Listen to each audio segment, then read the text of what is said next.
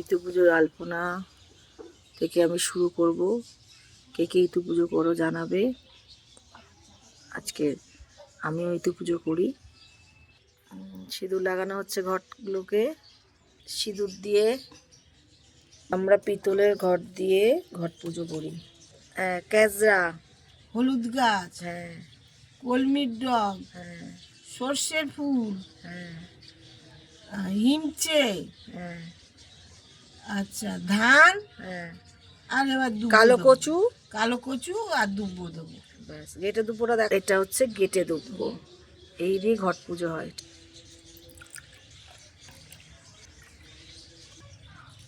ও আমি তো আলাদা। ঘর সাজানো কমপ্লিট হয়ে গেছে সব কিছু দিয়ে। ঘর সাজানো কমপ্লিট হয়ে গেছে সব কিছু দিয়ে। এবার ফুল দিয়ে সাজানো হচ্ছে।